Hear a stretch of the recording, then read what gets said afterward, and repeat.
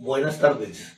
Hoy estamos con el presidente FECODE y el secretario general, los profesores Carlos Rivas y Rafael Cuello. Hoy el comité ejecutivo ha tomado una decisión muy importante y es la definición de la fecha del paro de 48 horas para el próximo 9 y 10 del mes de mayo. Y esto es debido a situaciones que se han presentado frente al gobierno y el cumplimiento de los acuerdos. La semana anterior tuvimos una reunión con la ministra de Educación y allí no se lograron aspectos o avances importantes. Siempre viene la ministra planteando que de los 24 acuerdos ha cumplido con 9 de ellos y sin embargo para nosotros no hay ningún cumplimiento. FECODE entonces invita a los maestros a enterarse de cuál es la situación real del cumplimiento de los acuerdos.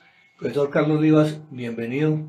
Muy buenas tardes a todos los compañeros maestros y maestras del país y desde luego a demostrar que el gobierno ha incumplido, ¿no es cierto?, que tiene 9 puntos definidos en esta situación después del paro. Damos la bienvenida al profesor Rafael Cuello. Buenas tardes, un cordial saludo para todos y vamos a tratar de explicar, cuál ha sido la real situación de este proceso de cumplimiento de los acuerdos pactados el pasado junio de 2017.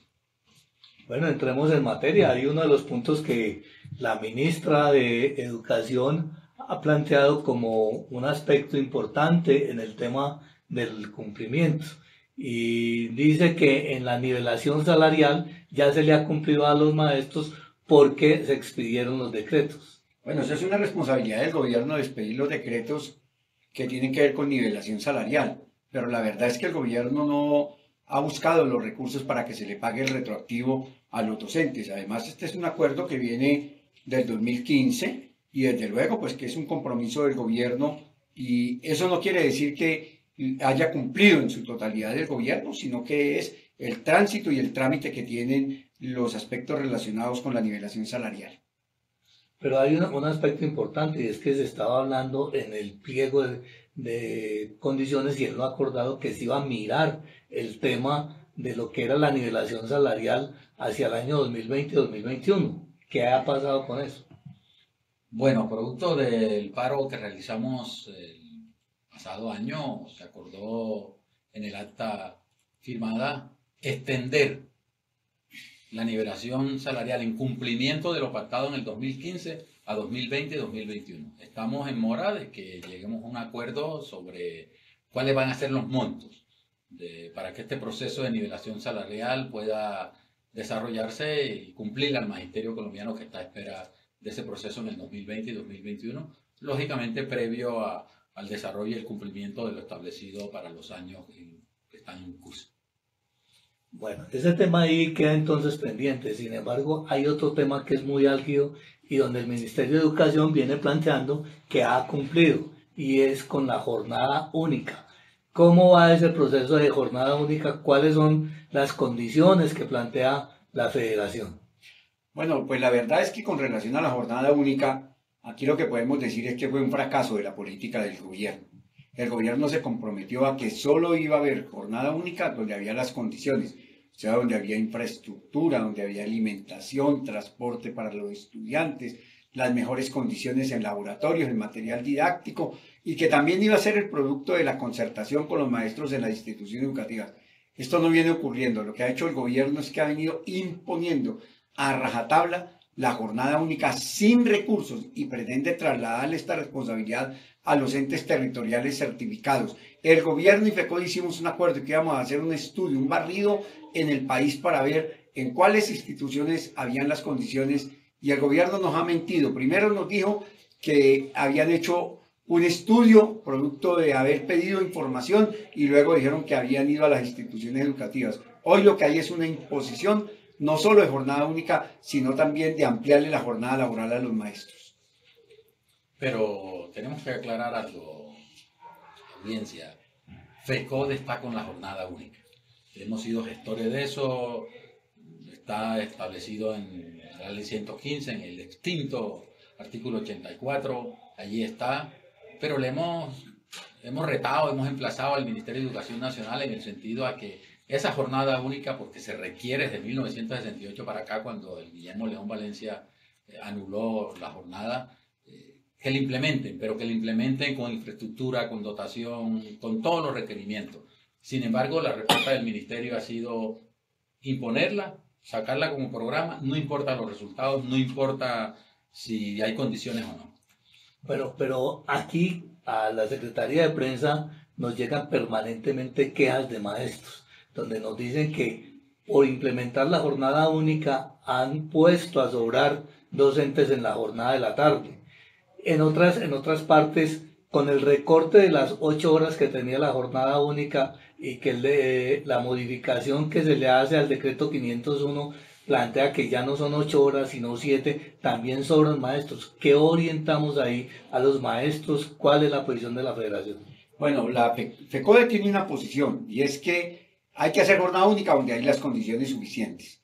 Pero queda perfectamente claro que si le quitan una hora a lo que tiene que ver con la jornada única, indiscutiblemente sobran algunos docentes. Y se quiere hacer una jornada única en una institución que tiene 2 jornadas, pues lo que se hace es que se traslada a los estudiantes de la tarde para la mañana y desde luego que algunos docentes no van a tener su actividad académica definida a través de las 22 horas, de las 25, de las 20. Esta es una política equivocada del gobierno. El gobierno lo que viene haciendo es, se reúne con nosotros y cree que con la reunión con nosotros es suficiente para poder resolver las situaciones. No, la jornada única es donde hay condiciones. Está perfectamente claro que FECODE está de acuerdo que haya jornada única, pero donde haya condiciones, donde se garantice, y además la jornada no es para hacer más de lo mismo, la jornada no es para hacer actividades académicas, sino para que se haga deporte, arte, ciencia, música y otras actividades. Bueno, saludamos a la audiencia, a los maestros y a la población en general que nos está siguiendo en este momento. Y precisamente Juan Zamora, que está conectado, nos pregunta que si el paro de 48 horas, recordemos la fecha, y que si va a haber reposición de ese tiempo. Profesor Cuello. A ver, nos hemos visto obligados a decretar la hora cero del paro de 48 horas para los próximos días 9 y 10 de mayo. De antemano, nuestras disculpas a la comunidad educativa, a los padres de familia, a los estudiantes. Nosotros somos los menos llamados a interrumpir las labores académicas. No es nuestra costumbre, queremos reivindicar el diálogo, la concertación, la negociación, pero el gobierno cree, la señora ministra, encabeza la señora ministra, que este es un problema formal, que el cumplimiento del acta de acuerdo firmada en el 2017 es un problema formal, que basta con que nos reunamos 2, 3 veces a la semana, al mes, al año y listo. No, nosotros medimos el cumplimiento del acta de acuerdo por la materialización de cada uno de los puntos, su implementación. Hoy estamos abocados a ese paro el próximo 9 y 10 de mayo y quien nos obliga, quien nos empuja a hacerlo es precisamente los incumplimientos que hasta ahora ha expresado la ministra de Educación. Esperemos que de aquí a allá podamos concertar, negociar el cumplimiento y si es así, pues no hay necesidad de hacer el paro de 48 horas, pero hasta ahora va el paro de 48 horas, repetimos, para el 9 y 10 de mayo. Bueno, démosle la palabra pues a quienes están conectados y nos pregunta Karina Vides que cuál es la posición de FECODE frente al congelamiento del escalafón. Bueno, nosotros hasta la saciedad hemos venido denunciando la política del gobierno con relación a que no sacaron el decreto correspondiente o la convocatoria para la tercera cohorte.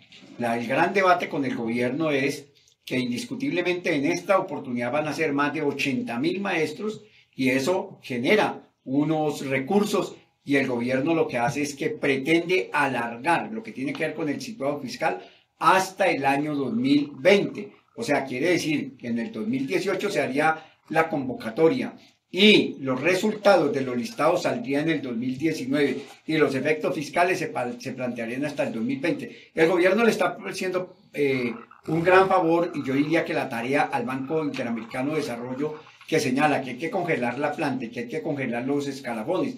Me imagino que también están pensando en congelar el 2277 y el 1278. De hecho, está congelado. ¿Qué está planteando FECODE? FECODE le ha hecho propuestas. El 23 de diciembre le hizo una propuesta al gobierno y en el transcurso de este año le hemos hecho como 3 o 4 propuestas. Aquí hay un acto claro, es la irresponsabilidad, la incapacidad del ICFES para poder desarrollar y soportar la evaluación de carácter diagnóstico formativo, que en la primera cohorte logró el 98% de que los maestros pasaran y en la segunda el 65%, el 53% y el 12% que tiene que ver con el curso de formación. Bueno, también nos preguntan de corrimiento Los Callitos que si va a haber toma de Bogotá, profesor Cuello. Bueno, la modalidad del paro de 48 horas del próximo 9 y 10 de mayo va a ser el primer día, la parte informativa, de concentraciones en cada una de las capitales. Y el segundo día haremos 5 grandes tomas. Nos vamos a movilizar, además de las respectivas tomas que se den y movilizaciones que se den en las capitales, haremos 5 concentraciones inmensas para protestar, para rechazar el incumplimiento de lo pactado, de los acuerdos firmados. Serán en Bogotá, Barranquilla, Cali, Medellín y Bucaramanga. Esperemos que nuestros sindicatos filiales hagan concentraciones, marchas variopintas, actos culturales con la comunidad educativa, los padres de familia, los estudiantes, y que nos expresemos nuestro descontento porque este gobierno sigue incumpliéndole a todo el mundo, le está incumpliendo a Buenaventura, al Pacífico, al Chocó, a los boyacenses, y también pretende incumplirle al magisterio y no lo vamos a permitir. Bueno, también Andrés Hurtado dice que nos digan cuál es la posición que va a tomar FECODE frente al cambio del protocolo de la evaluación de desempeño de los docentes del 1278. Bueno, la Comisión Nacional del Servicio Civil de manera unilateral sacó un protocolo para endurecer lo que tiene que ver con la evaluación de desempeño, pero de igual manera para cargarle unas responsabilidades que no le corresponden al docente y sobre todo cargarle una serie de responsabilidades desde el punto de vista administrativo. O sea, el maestro se va a volver, si se quiere, un hacedor de todo en las instituciones educativas y eso llevaría a que los rectores también evalúen ese tipo de trabajo que va a desarrollar el maestro, con material didáctico, todo lo que tiene que ver con laboratorios, con una serie de necesidades, pero esa es una política equivocada. Nosotros decimos, hombre, tenemos que discutir con un solo actor del gobierno. Ahora ya nos va a tocar hablar con el Ministerio de Educación y también con la Comisión Nacional del Servicio Civil. FECODE está pidiendo una cita con la Comisión Nacional del Servicio Civil para expresarle a ellos nuestro punto de vista y desde luego nuestro rechazo a este protocolo. Bueno, Wilmer García nos acaba de escribir diciéndonos que Caracol acaba de publicar la noticia, de emitir la noticia, pero dice que los maestros nos vamos a un paro por plata. Profesor Cuello. Bueno, lastimosamente los medios masivos de comunicación a veces desinforman. Nosotros simplemente le estamos exigiendo al gobierno del señor Juan Manuel Santos, en cabeza de la ministra de Educación, que cumpla el acta de acuerdo firmada. Es lo único que estamos exigiendo. Han venido dilatando su cumplimiento, han venido distorsionando cada uno de los puntos que están allí, algunos a medias. Por ejemplo, lo de la SDF. Como decía ustedes, está congelado el escalafón, el ascenso y la reubicación de nivel de los compañeros del 1278, y nosotros no aceptamos que la excusa que tenga el gobierno para incumplir este punto sea la regla fiscal, que es un problema presupuestal, y entonces los maestros somos los que pagamos los platos rotos. No vamos a aceptar esto y por esas razones vamos al paro de 48 horas, pero es única y exclusivamente por el cumplimiento de los acuerdos. Pero si a eso le anexamos que hoy tampoco hay garantías al derecho a la vida, nos están asesinando a los maestros. En Nariño ha habido 2 maestros asesinados, un padre de familia asesinado, una estudiante asesinada, pero también que no hay garantías sindicales. Aún tenemos juntas directivas donde no tienen permiso sindical y no ha sido expedido el acto administrativo que garantice los permisos sindicales. O sea, simple y llanamente por el cumplimiento del acta de acuerdo firmado. Bueno, pero yo también quería decir una cosa. Puede que sea cierto que es por plata, pero no plata para los maestros. Por plata para el Sistema General de Participaciones, por la financiación de la educación, de la salud, del agua potable y del saneamiento básico. Nosotros no estamos pidiendo absolutamente nada para los maestros que tenga que ver con los recursos, con pago para nosotros, a pesar de que el gobierno tiene unas deudas atrasadas con los maestros de hace muchos años. De aquí lo que queremos decir, los maestros no estamos saliendo hoy a decirle al gobierno que nos tiene que pagar unas cosas a nosotros, sino que los recursos suficientes para la educación, que están tasados en lo que tiene que ver con el sistema general de participaciones y en lo que tiene que ver con la evaluación de carácter diagnóstico formativo. Bueno, reportamos a la sintonía, digámoslo así, de los profesores Edwin Piracoca, Isabel Rojas, Jorge Vázquez, Mireya Martínez, entre otros. Hay dos decretos que también se trabajaron en la mesa de negociación y sobre los cuales pues el gobierno se comprometió a hacer unas modificaciones conjuntamente con la federación, que son el 490 y el 915. ¿Qué pasó con esos dos decretos? ¿Cómo está la situación allí que el gobierno dice que cumplió con esto? Bueno, por los decretos lo que hizo el gobierno fue que cogió y los condensó en un solo decreto, que es el decreto 2105, donde se desconoce realmente los acuerdos que se venían haciendo en la mesa de negociación por parte de los compañeros que nos representaron en esa discusión. O sea, el gobierno desconoció absolutamente todas las propuestas de FECODE en lo que tiene que ver con jornada única fundamentalmente, que es donde tiene una mayor importancia, y lo que hicieron es que desconociendo a FECODE, entonces crearon un nuevo decreto y el gobierno dice que en esas condiciones nos cumplió. En ese decreto le quitan una hora a la jornada única, pero además le colocan responsabilidades a los maestros que son responsabilidades del Estado. Nosotros le preguntamos a la ministra, oiga ministra, ¿usted quiere hacer una jornada única donde no le brinda la alimentación a los niños y niñas ni el transporte? Eso no tiene sentido. Ahí también hay una responsabilidad del Estado y lo que quiere el Estado es trasladarle esas responsabilidades a los entes territoriales certificados. No hay acuerdo con el gobierno. El gobierno sí ha emitido unos decretos que son contrarios al pensamiento de la federación. Bueno, la profesora Ofelia Ocampo nos escribe preguntándonos cómo quedó entonces la circular o la directiva sobre los orientadores. La circular de orientadores tuvo unos ajustes. Lo primero es precisar que se logró con el paro, con la marcha, con la movilización, concertar las funciones de los compañeros orientadores. Es decir, tienen funciones docentes y por ende no se les puede colgar como árbol de Navidad diversas actividades. Tienen que concertar ellos con los rectores el plan, el programa, 6 horas de labor y las otras 2 horas que también tenemos los demás trabajadores de la educación, los maestros, son 8 horas las que tenemos todos de jornada laboral, 6 de permanencia obligatoria por la especificidad de la labor que realizamos y 2 que pueden ser dentro de o fuera de. Esas 2 horas para los compañeros orientadores son las que van a precisar en un plan de actividades y la concertan conjuntamente con los rectores. Muy bien, aquí saludamos también a los compañeros de Simana, a los compañeros del CES, a Beatriz Pérez que nos escribe desde Barranquilla, a Richard Aguirre. Tenemos una buena sintonía en el día de hoy y hay una inquietud sobre las juntas de educación. El Ministerio de Educación dice cumplió con lo de las juntas de educación porque se expidió una circular, pero encontramos que en muchos lugares, en muchos municipios certificados, departamentos, no están funcionando estas juntas. ¿Qué hacer? ¿Cuál es la posición del gobierno frente a eso? Bueno, aquí no hay sino 2 regiones donde están funcionando, en el resto del país no funcionan. Nosotros llamamos al gobierno y le decimos, oiga, a usted no les hace caso ni siquiera la Secretaría de Educación, porque emitieron un acto administrativo diciéndole que tenían que convocar a las juntas municipales, departamentales y nacionales para que aquí también se discuta parte de la política educativa.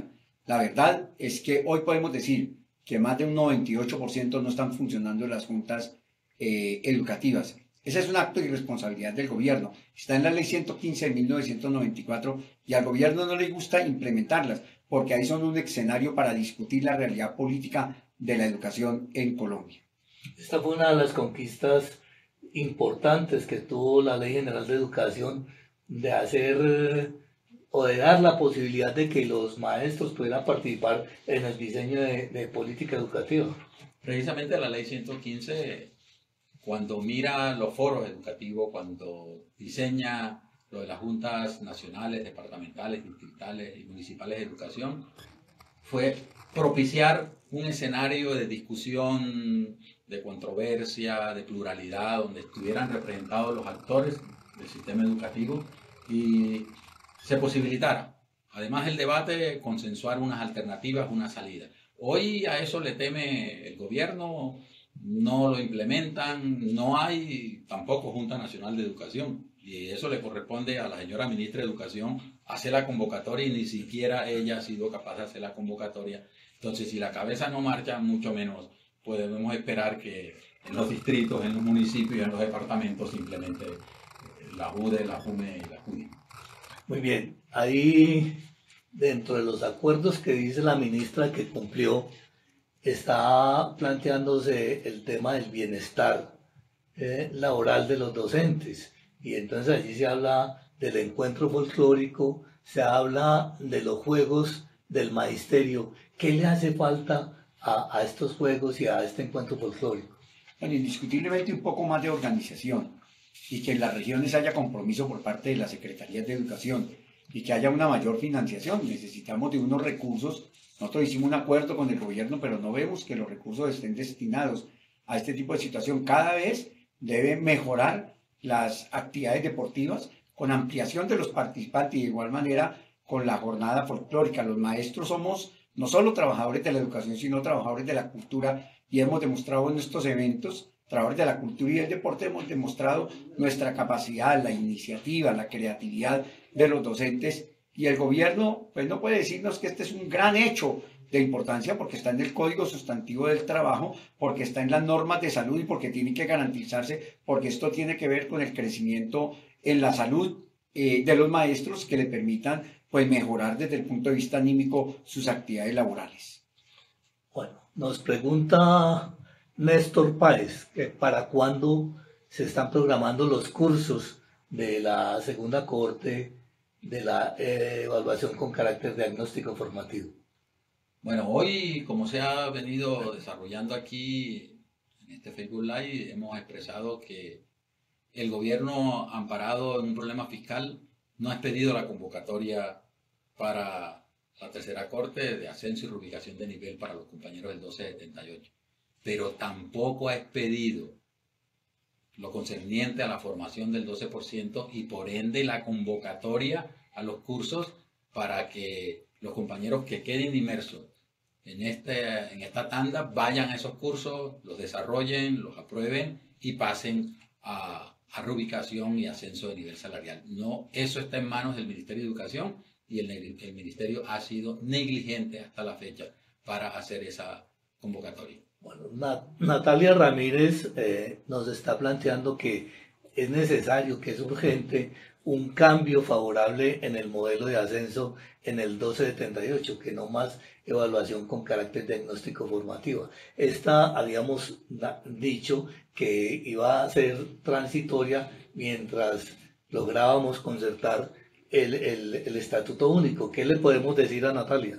Bueno, lo primero que tenemos que decirle a la compañera es que el gobierno hoy inclusive ni siquiera quiere la evaluación de carácter diagnóstico formativo porque ha superado las expectativas desde el punto de vista económico y porque son muchos los maestros que han podido ascender y se han podido reubicar. Pero también el gobierno nos dijo que por qué no cambiábamos la evaluación de carácter diagnóstico formativo por regresar a la de lápiz y papel que tiene el IPE. Nosotros le planteamos que no.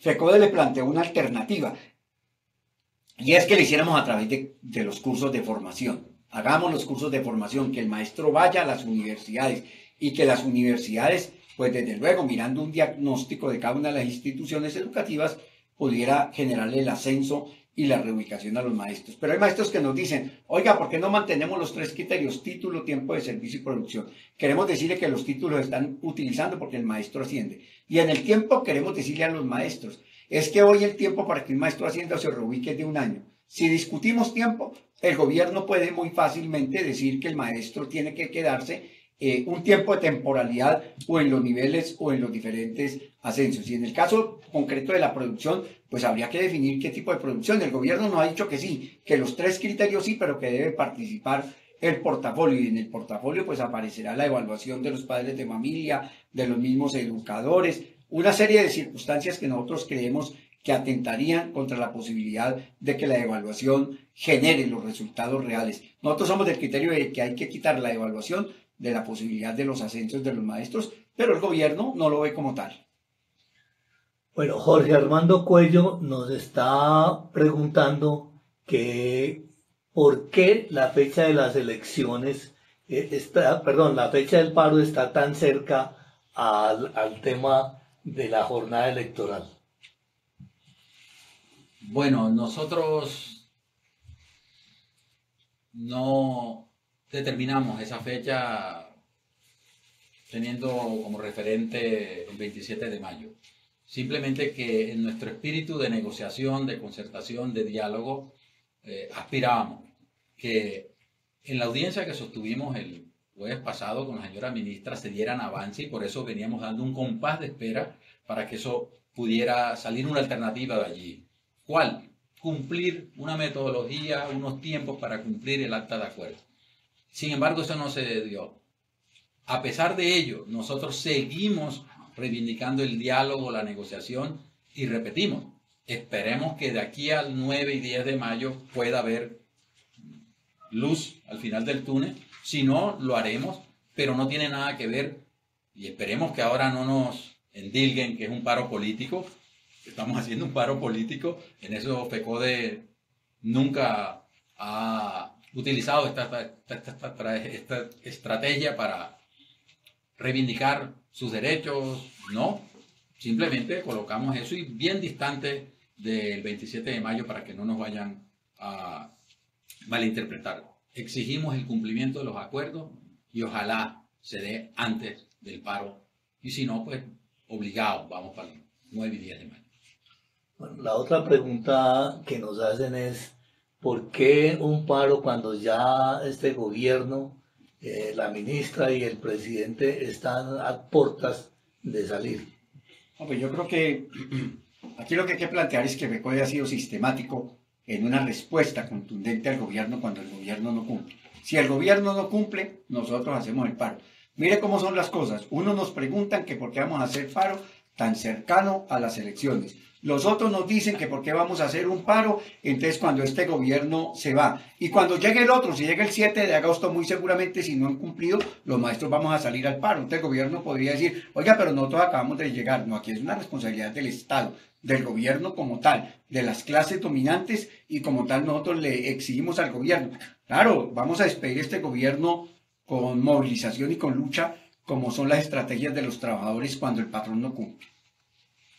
Bueno, tenemos también otras inquietudes frente al tema de los acuerdos, y es el que tiene que ver con la formación docente, y es muy relacionado con los cursos de la segunda cohorte, ¿sí? Que dicen los compañeros, o están preguntando, ¿cuándo va a salir el listado?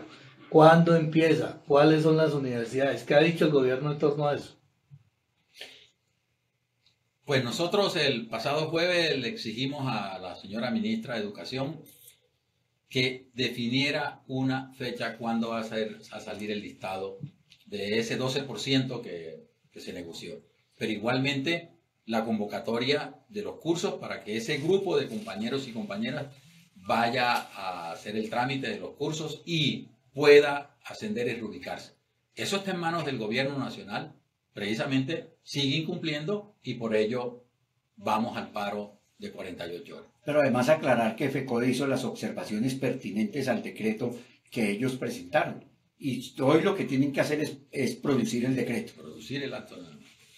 Bueno, nos dice Marilu Sandra que cómo van a seguir ascendiendo los maestros del 2277.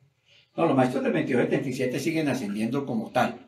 Ese es un estatuto que se mantiene, hoy se mantiene, si se quiere tres estatutos, el 2277, el 278 y el 804, que sin ser estatuto tiene que ver con los salarios de los maestros. No, el 2277 sigue su rumbo hasta que no construyamos un nuevo estatuto, y desde luego ahí habría un proceso de asimilación de los maestros.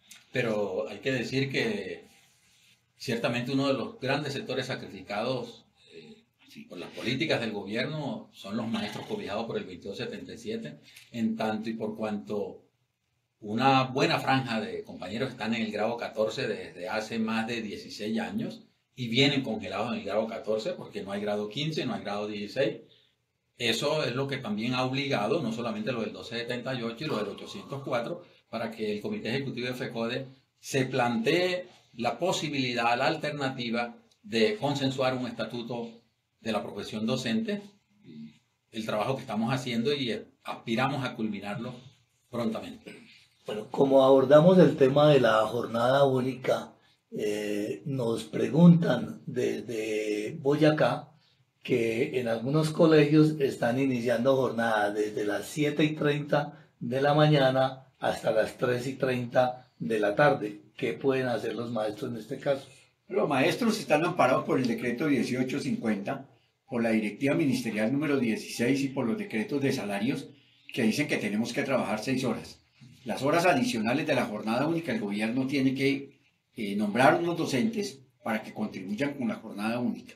Nosotros creemos que la jornada única no es óbice para que al maestro le transformen su jornada laboral. No, el maestro trabaja 6 horas diarias, 30 horas a la semana, y como ya explicábamos, las otras 2 horas el maestro las hace dentro o fuera de la institución educativa. Generalmente hacemos mucho más horas por fuera de la institución educativa. Al maestro no lo pueden obligar a trabajar más de 6 horas, a no ser de que el gobierno se comprometa, ¿no es cierto?, con el pago de unas horas extras. Bueno, hay un tema que es importante y que de pronto se ha minimizado mucho, y es el tema del decreto 196, que era el que daba la posibilidad de que los docentes territoriales fueran vinculados al fondo. Este decreto ya fue derogado, pero sin embargo hay muchos docentes que no hacen parte o no están afiliados al Fondo de Prestaciones Sociales. Explíquenos eso, profesor Cuello. A ver, en épocas pasadas se nombraron maestros municipales, distritales, departamentales, OPS, del Plan Nacional de Rehabilitación, etcétera, una gama diversa de nombramientos que se hicieron. Sin embargo, los alcaldes, los gobernadores no cumplieron con las normas que regían esos nombramientos. Es decir, en este caso específico, el aporte patronal y el aporte laboral que va al Fondo Nacional de Prestaciones Sociales. Hoy, ¿qué nos encontramos?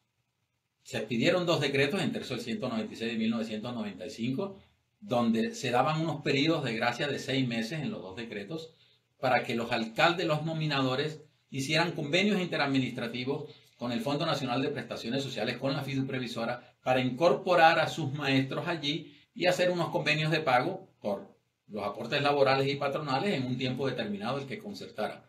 Muchos alcaldes, muchos gobernadores no hicieron eso y hoy tenemos más de 200.000 maestros que están incursos en esa situación. Compañeros que hoy tienen 67, 69 años de edad y no se han podido pensionar porque si bien tienen 28 de trabajo, solamente tienen 18 o 19 de aportes al Fondo Nacional de Prestaciones Sociales.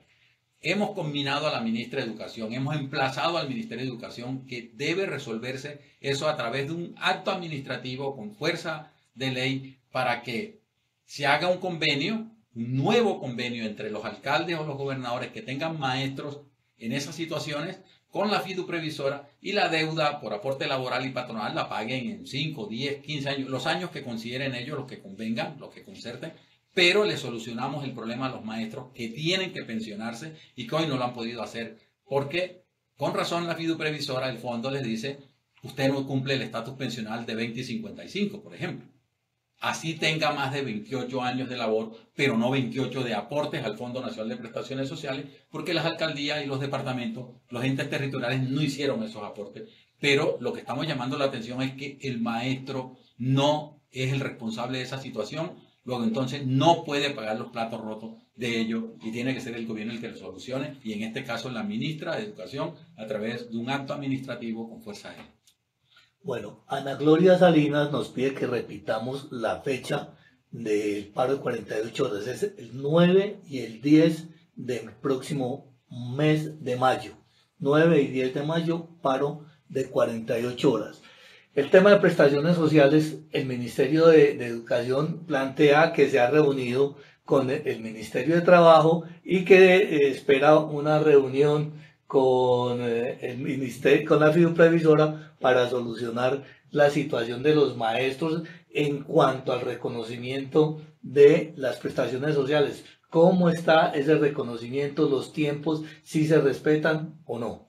Bueno, pues seguimos los maestros de Colombia desafortunadamente en un periplo muy largo, esperando que cuando se le dé la gana a los señores de la fiduprevisora le paguen las prestaciones sociales a los maestros.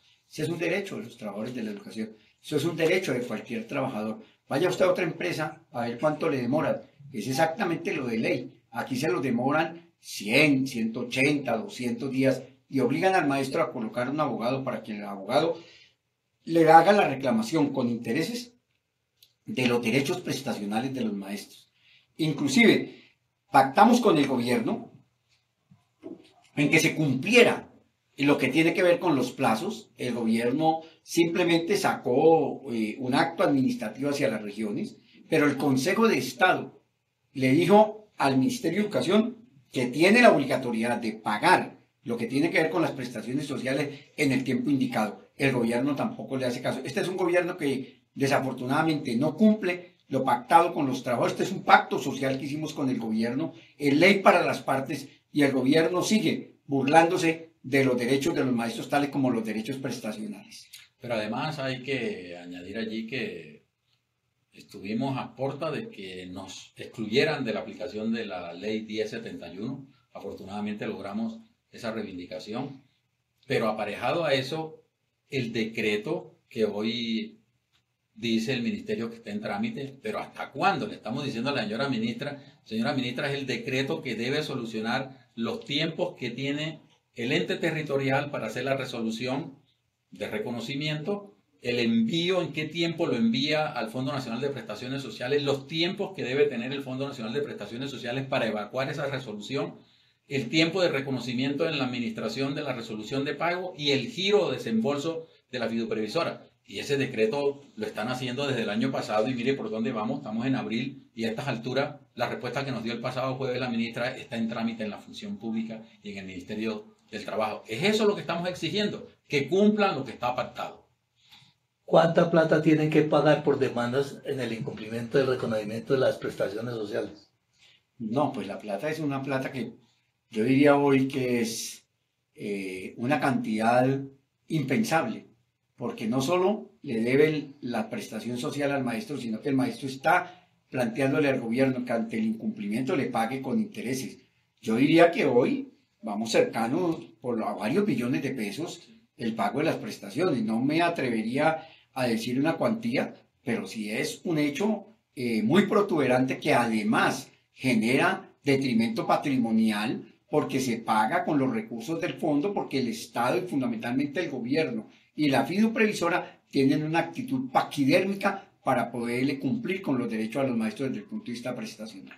Pero acaba de acontecer en el Consejo Directivo del FOMAC un hecho llamativo, pero que realmente ya uno no tiene cómo calificarlo. Nuestros dos compañeros en el fondo votaron en contra. La defensa judicial de todo el sistema prestacional. Es decir, la fiduprevisora va a contratar una cantidad de abogados para que los reclamos que hacen los maestros de sus cesantías puntuales, de su pensión puntual, hay un abogado que diga que no, que se las niegue. Por favor, ¿hasta dónde vamos a llegar?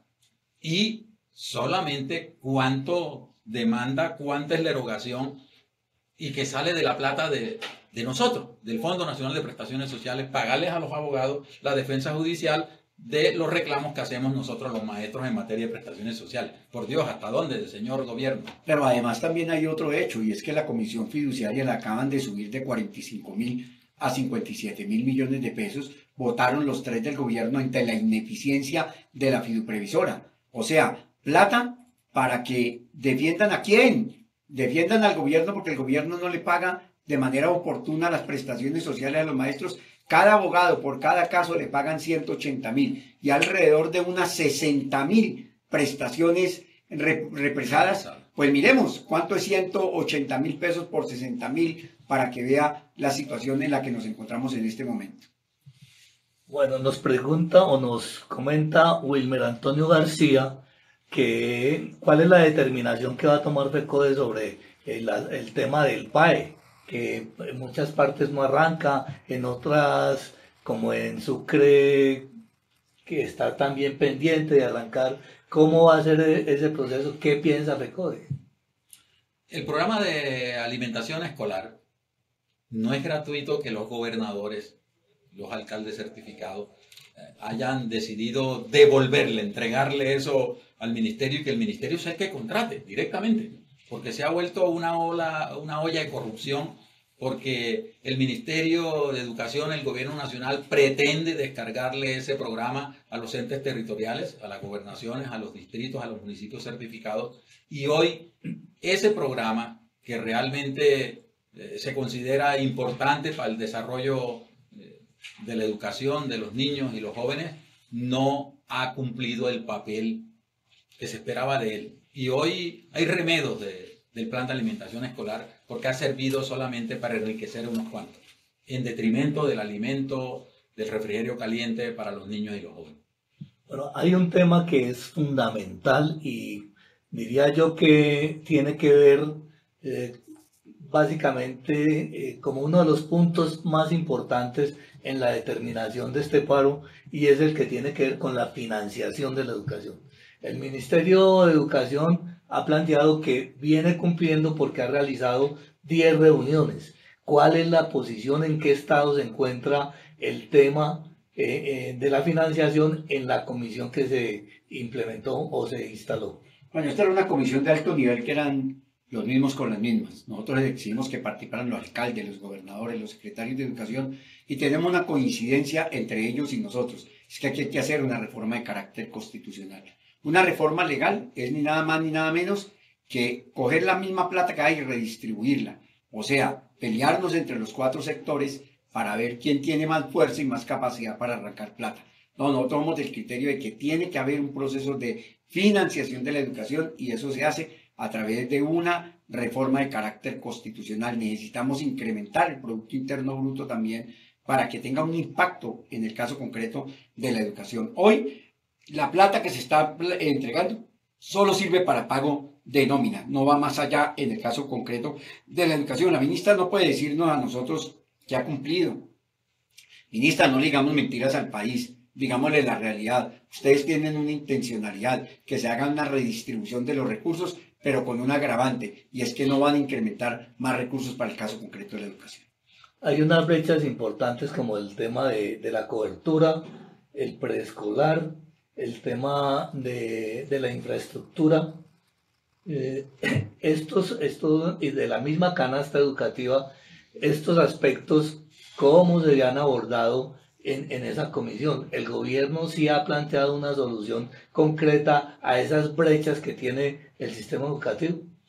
Lo que ha planteado el gobierno, como lo decía mi compañero Carlos, es los recursos establecidos por el Acto Legislativo 01 del 2001 y su ley reglamentaria 715. En esta oportunidad, esos mismos recursos con los porcentajes de ley que se determinaron han expresado el déficit que vive la educación pública. El año pasado, el gobierno tuvo que hacer un préstamo al FONPEP por 1.500.000 millones de pesos. Es decir, en el 2018 no solamente entramos con el déficit, sino con la deuda del préstamo. Es decir, el peor escenario no podemos tener. Pero además, para resolver esas situaciones, dice que hay que establecer una bolsa de calidad, una bolsa de planta, una bolsa de infraestructura. O sea, los recursos del SGP actuales los distribuimos en 3 bolsas y con eso solucionamos. Es decir, repartir lo poco que hay en 3 bolsas para superar los problemas que tiene hoy la educación pública, los cuales no van a poder ser superados. Y este año 2018 tendrá el gobierno nuevamente que hacerse un préstamo para superar la brecha deficitaria que tiene. Bueno, vamos a abordar 2 últimos temas, haciendo así pues este recorrido rápido por la problemática que hay. Y uno tiene que ver con del pago de deudas que se tiene en el sector educativo. El gobierno ha dicho que viene cumpliendo porque ha pagado 6.422 millones de pesos. ¿Qué significa esa cifra frente al volumen de la deuda? No, esa es una cifra pírrica que simplemente resuelve aspectos fundamentales como los que tienen que ver con zonas de difícil acceso y ascenso de los maestros. Pero la realidad es que aquí hay unas deudas que hoy se están volviendo las unas viejas y las otras añejas. Por ejemplo, lo que tiene que ver con el régimen prestacional de los maestros, con el pago de sus prestaciones, con el pago de sus cesantías. Esa es una cantidad inmensa, pero de igual manera deben homologaciones, de igual manera deben una serie de recursos. Podríamos colocar un ejemplo, lo que tiene que ver con los recursos que no se saben dónde están con relación al pago de las cesantías de los maestros, que el maestro va a reclamar su cesantía o su pensión y no existe la plata. O sea, la deuda que tiene el gobierno con nosotros es una deuda inmensa. Nosotros tenemos unos cuadros de las deudas. Yo diría que esas deudas superan los 2 billones de pesos y el gobierno viene a decir que ha hecho un gran esfuerzo y ha pagado 6.400 millones de pesos. Esa es una burla para los maestros.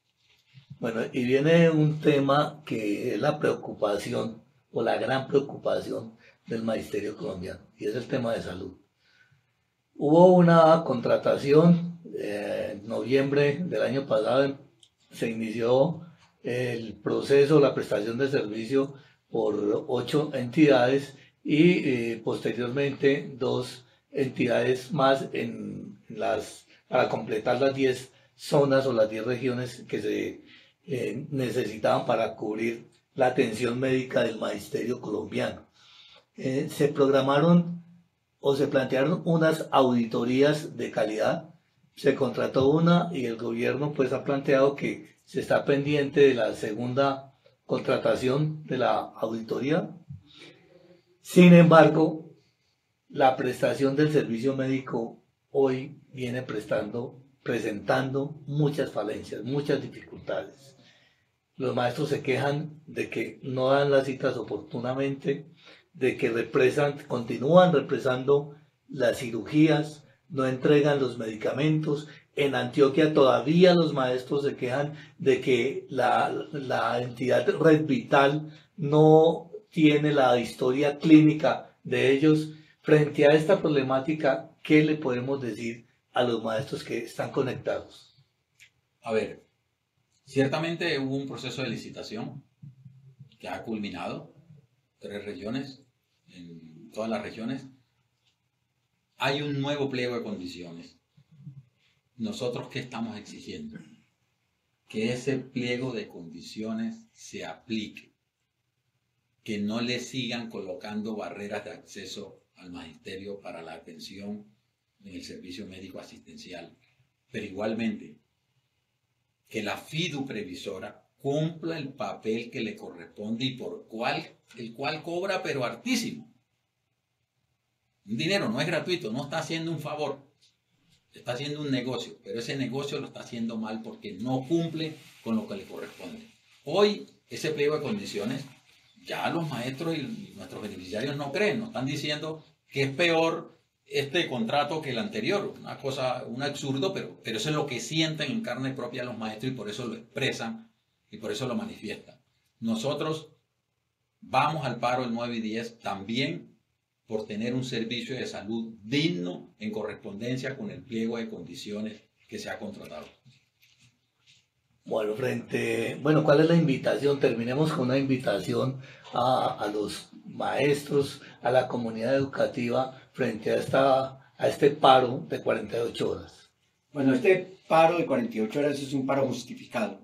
Temas de salud, sistema general de participación, evaluación de carácter diagnóstico formativo, los 3 grados de preescolar, toda una serie de puntos que el gobierno ha venido sistemáticamente incumpliendo.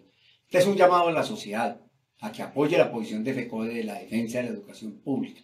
Este no es un paro para reivindicaciones específicas del gremio, sino para la defensa de la educación pública. Convocamos a la comunidad educativa, a los estudiantes, a los padres de familia, a la sociedad en su conjunto, a que se solidarice con esta lucha que desarrollamos los maestros de Colombia.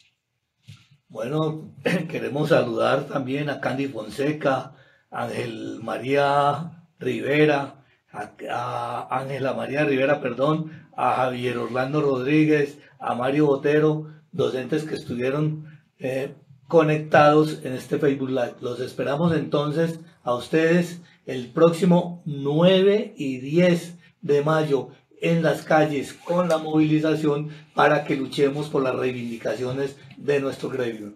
Muchas gracias por acompañarnos y tengan una feliz tarde.